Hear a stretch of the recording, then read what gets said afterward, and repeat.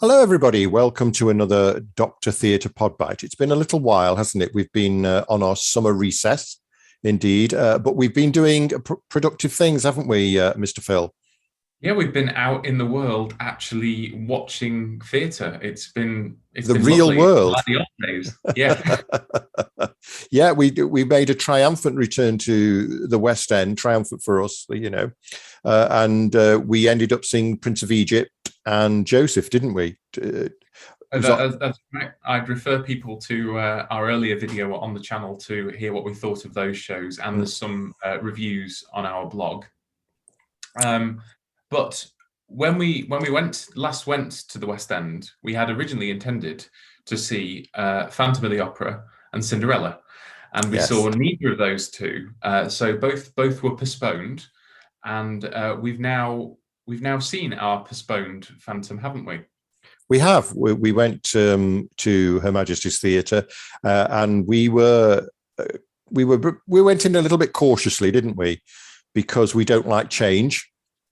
Yeah. And we came out rather optimistic, though. We didn't we? We did. There were a few bits and pieces that we kind of said, maybe that needs to be addressed. But for the most part, we were highly delighted with what we saw.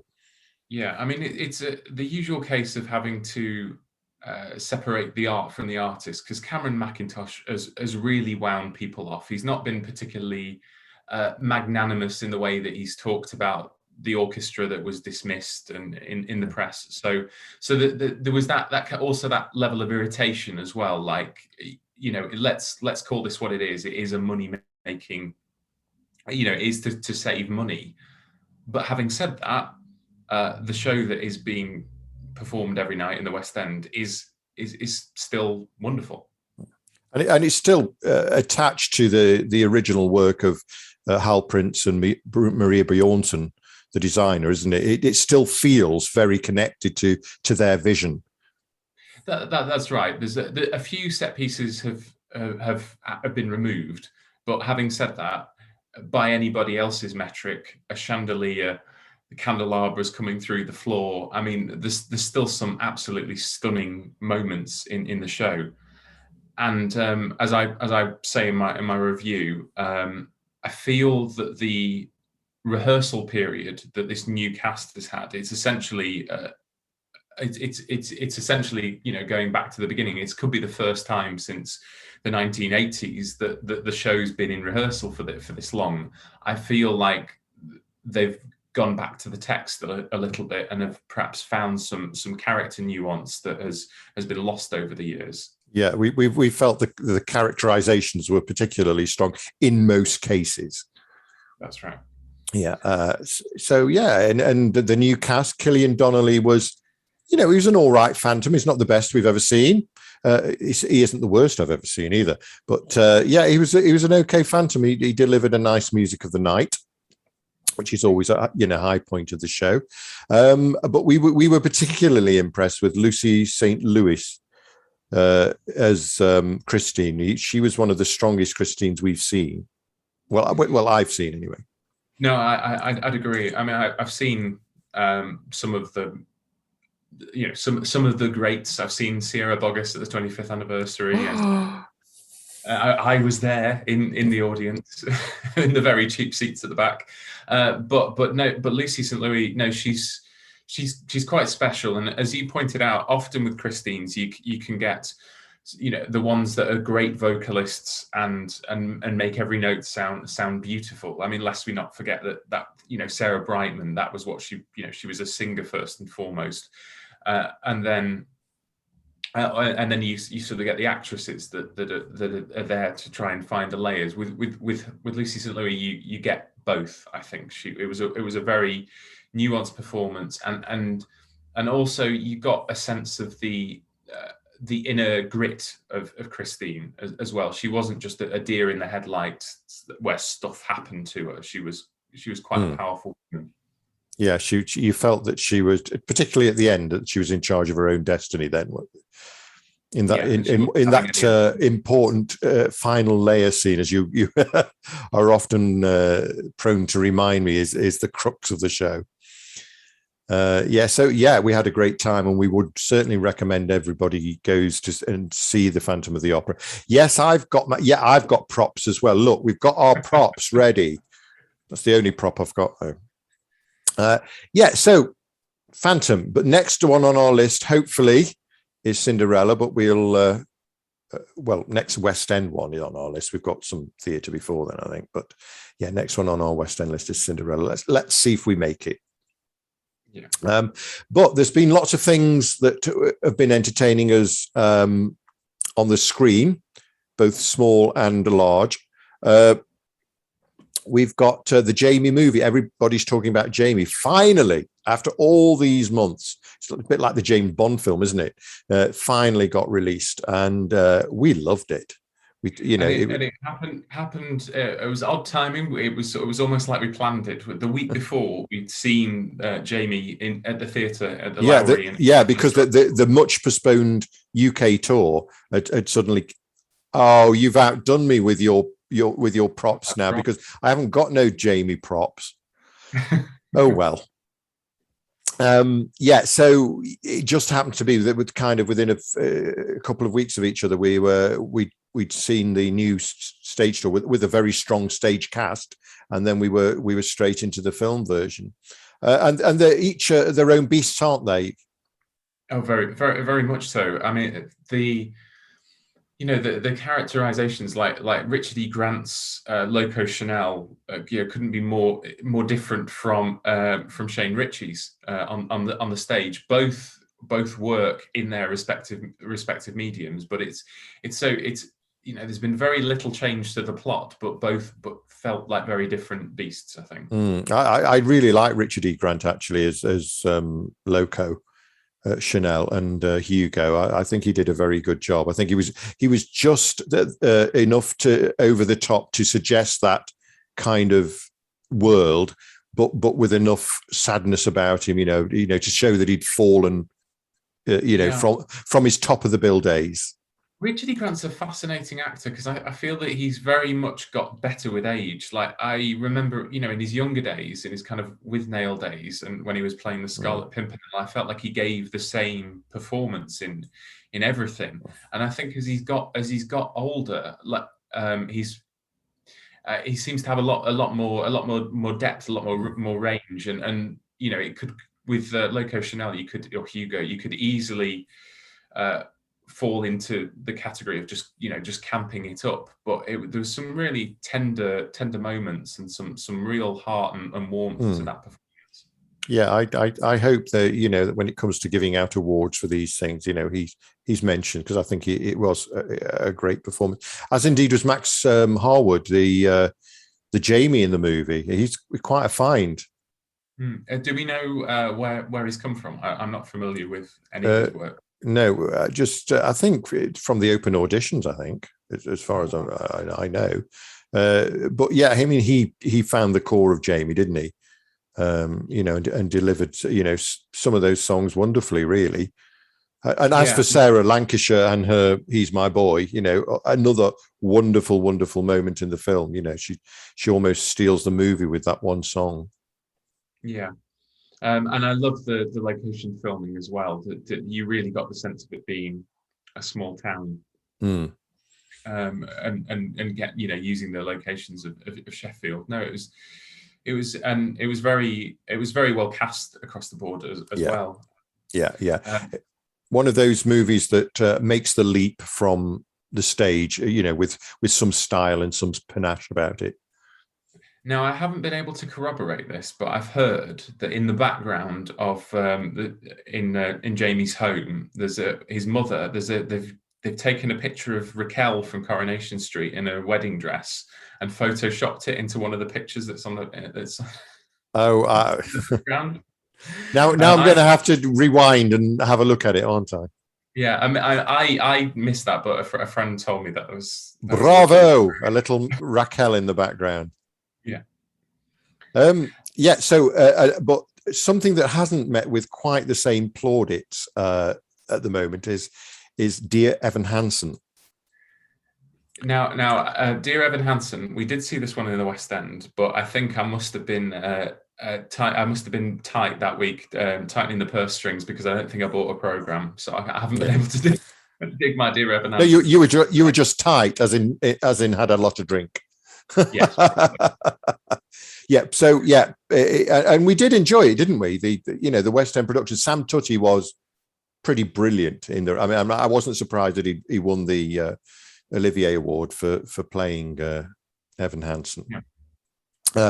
But this movie version, it's kind of divided people a lot, hasn't it? The fans of Evan Hansen and those who've come to it not really knowing it. It's Ben Platt. That he's a 28-year-old man playing a 17-year-old boy, and he's apparently had prosthetics on his face and to convey that. But even so, his performance felt. Having seen Sam Tutty's beautiful layered performance, it felt a little flat to me. Yeah, I mean, going into this, I was quite optimistic because it's directed by Stephen Chbosky, who did a great movie called The Perks of Being a Wallflower with Emma Watson from the Harry Potter movies, and I'd recommend anyone watch that. And it's a great coming of age movie that's set in high school about an awkward teen. So I was like, this is totally in his wheelhouse. He's going to do a great job of it. And I understand that it was a massive hit musical. So of course, you want the original cast in it, but I don't think the gamble was worth it. I think they were stretching it, and I think, especially having seen Jamie, they would have been much better to have sought out an unknown and got somebody that was appropriate for age appropriate for the role. Yeah, but to be fair, I think the fact that his father, Mark Platt, was one of the producers of the movie is an indication that perhaps that never was going to happen. I hadn't made that connection, but that's something that makes a lot of sense. It's just a bit distracting, and I found that I'm kind of in the middle. I'm not a massive fan. I think there's some great tunes in there, but I'm not a huge fan of Dear Evan Hansen. I'm glad to have seen it, but I think this exposes some of the plot issues, the stuff that I'm willing to go along with on stage and willing to buy into. But when I'm watching it at home, I started to dissect the plot a lot more, and I didn't like the character of Evan Hansen. I think what he did was there's a lot of characters that you don't really care about. The two mothers are I think the emotional crux of the movie. And they're played very, very well, but all the other characters kind of don't care about them really. Yeah. And Evan Hansen's actions, if it happened in real life, you wouldn't have much truck with them, would you really? No, it's two friends. I forget the character's name. Alana and his family friend. I've seen those actors in other work, in other films, and I'm actually quite a fan of them. But in this, I just don't think they get a chance to shine at all. They're just It feels like everything's been diluted for the movie. All the characterizations and the whole concept really has been a little diluted. Yeah, and it's also a big. I think again, watching it on the screen, it magnifies everything, and it's a lot of big emotions and I think for people that don't like musicals, this was definitely a film that won't convert them, because it's kind of got all the worst traits of musical theatre as well, and it's a very verbose. There are very verbose lyrics, and it's very very very dense, and sometimes it sounds like they've swallowed a textbook, a psychology textbook. Sometimes I think it's very telling that we both watched it in two separate sittings, didn't we? We watched the first an hour, and then we watched the second hour the following day, or whatever. It kind of didn't grip us that much. But what I would say is go and see it, everybody. Make up your own minds whether you're a fan of the stage musical or not, because the thing about the Benji Pasek and Justin Paul's songs is that they are pretty fabulous. There's some really great tunes in there, and they are worth hearing anyway. So yeah, so we'll give Dear Evan Hansen kind of about 4 out of 10. That sounds fair. Whilst Jamie, I think, has earned an 8 out of 10. Yeah, if not higher. Yeah. Now tell me all about Aretha Franklin and Respect. Well, because you've seen this biopic and I haven't, so I want you to sell it to me. Go on, sell it to me. Well, what you got, baby? I got it. RESPECT. So yes, it's Jennifer Hudson, much beloved on our podcast. We've talked about how great she is in Dreamgirls, and so Respect. It's Aretha Franklin biopic, covers the early years of her career, her ascendance and some of her darker moments. It's one of these. I'll start with the negatives first because I really did enjoy it and I would recommend it to anyone. But it is very formulaic as these biopics go. I'm sure you've seen Bohemian Rhapsody, right? Yes, indeed. Well, it has the same kind of structure as Bohemian Rhapsody, in so much as Bohemian Rhapsody ended with an iconic performance by Queen at Band Aid, and then this is what happens with Respect. It ends with Aretha recorded a gospel album, which everybody told us she shouldn't do because nobody buys church music, and it ended up being the highest selling of her career, and it was recorded and filmed for a documentary. So it builds that moment and recreates it exactly with the camera angles and what have you. But it's all about the performances. And Jennifer Hudson, who has got quite a distinctive and recognizable voice, the way we love Jennifer Hudson. We love her. Or J Hood, as the kids call her. J Hood. She modulates her voice to sound like Aretha, and as the movie started, there was moments where I was thinking, is she miming? Is she miming to Aretha? And no, she's not. It's just that she just does a really good job of capturing her. So I recommend it. It informs quite a lot about her history. I'm sure it has been sanitized, but there's still some pretty powerful stuff. She had a daughter very young. She was 12 years old when she was pregnant. And, oh my goodness. Her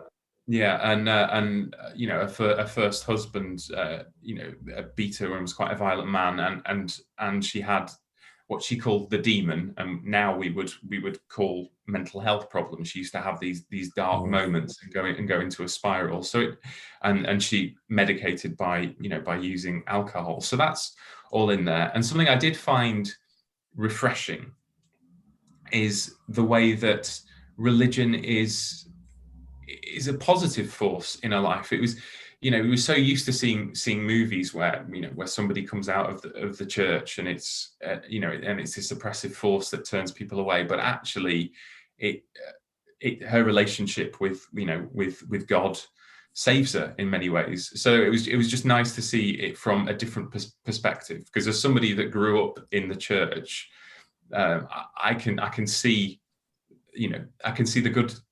I can see there's a lot of benefits there as well. So it was just nice to see a different perspective in that. So Aretha Franklin, Respect. Yes, it's recommended from me. I would probably give it a 7 out of 10.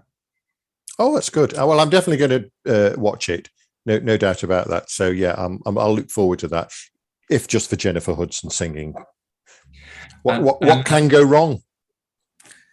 Nothing at all. And also for musical theatre fans, in a supporting role as a choir leader is an actor called Titus Burgess, who actually has done quite an iconic version of "And I Am Telling You" as well.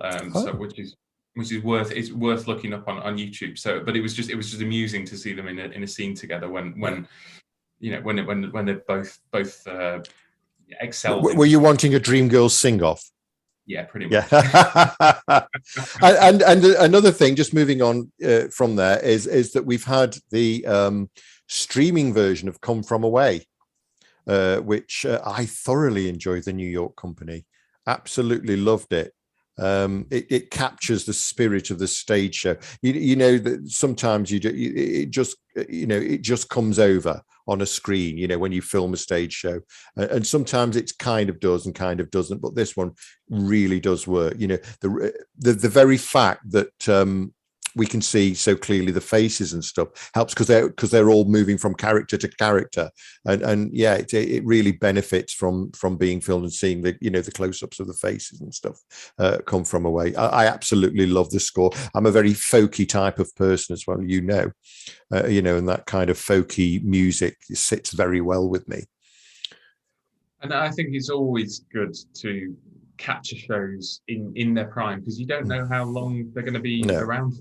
Well, that's the good thing that's kind of come out of the pandemic, is that more and more shows have been captured and streamed, and hopefully this will set a precedent, not particularly for the run of their stage run, but to capture them and put them out when that's all finished and the experience is over. Well, I have some hot off the press news that I'll put it onto my pad. On Twitter, I've seen today that Waitress is recording a performance with. Oh, is it? I don't think it's. I'm not sure that it's having an audience, or maybe they're doing a combination of two. But it's right. The writer and original star, Sarah Bareilles, or what? However, she's taking the lead in it. But I noticed that. So that's a show that neither of us are that familiar with, but we're hoping to see later this year. Yeah, we're hoping to pop in, aren't we? Yeah, but it's just great to know that this model is being used, because I think for a long time, going back to Phantom, there was this concern on producers that behalf that it would somehow spoil the mystery if you filmed them, then people wouldn't go, well, they'll just stay at home and watch it on VHS. Where what we're actually learning now is that it serves as a trailer. It serves as a trailer and wets people. Yeah, I think it was Cameron McIntosh that said that when he puts a version of Les Mis out on DVD, the box office saw. It's kind of. It finds a new audience and reminds the audience that already love it that it's still there and they should go. So yeah, I mean, lots happening at the moment, isn't there, in the theatre world, as things crank up a bit from the dark days of the pandemic that ruined so much. Really, I mean, 2020, so all the plans of 2020 were brushed away, and we've never really got back to, or certainly not yet, where we were when it went down. So talking of things that when they went down, is there anything on your wish list that was announced and you'd like to see come back? There is, Philip. That there's Aida and The Last Ship. I'm desperate to. The Last Ship obviously had a UK tour about 3 or 4 years ago, but it's never played the West End, and the plans were there to bring it into the West End with Sting himself. And obviously Aida, despite being written by two Brits, Elton John and Tim Rice, never played the UK in any professional production. So, and that was headed for the West End, I think, starting in America and coming into Britain via Germany. But yeah, two biggies that I really would, like to see. Yeah, I could kick myself because I just wasn't in the right headspace for The Last Ship and hadn't discovered it. Sometimes you just need to come to things by yourself, don't you? And I wasn't interested enough to go when it was on tour last time. Come to see The Last Ship, I said, Philip. It's excellent. And since then, I've been doing a bit of a deep dive into Sting's whole catalogue, but I've come to really appreciate some of the songs from The Last Ship. So that's one I'd like to see as well. And you've also made me fall in love with Aida as well. So yeah. So do I take it that I can't get rid of you on my future West End trips? haunting my West End visits. and for me, I would very much like to see a return of Love Never Dies. That was supposed to be going out. Yeah, we got tickets for that, hadn't we, in Manchester, where it was opening in Manchester, or was it opening in Leicester? I don't know. Yeah, it was. I think it was opening in Leicester. Yeah, and then going to Manchester, wasn't it? Yeah, and you've seen Love Never Dies many times, the original production, but I've never seen it live. I never saw that original West End production, so I was quite excited to see it perform live. But hopefully, it's just on the back burner. Hopefully, it's all in the background somewhere, along with the aborted plans for Starlight Express. Somebody's working on it as we speak, and a big announcement may be made next year. Let's hope so. But we'll be back with more pod bites and more opinions. But look, there are some quite in-depth reviews on there of various bits and pieces on our blog site, which is drtheatre.blogspot.com, drtheatre.blogspot.com. So all sorts of reviews and podcasts, and there's a few articles on there as well that I've done over the months, and have a dive in, just trail through all the stuff. Some of it's rubbish and some of it is not too bad. And so have a look and be nice. Not that I'm bitter about that comment on the Andrew Lloyd Webber Facebook. Not that you've been having nights lying awake just worrying about what one person said on the internet. Just one person taking you to task over your assessment of Phantom of the Opera. Anyway. Yeah, do dip it in there, and we'll be back to talk to you soon. We're trying to launch another thing, aren't we? Dr. Theatre's offshoot, which is the Cult Emporium, because we're big fans of cult stuff like Doctor Who and Star Trek, and shows like that. So we'll hopefully be doing a pod bite along those lines, I think, in the future. But we'll still be doing our theatre stuff because we absolutely love it. So thanks for tuning in, and we'll see you next time. Bye.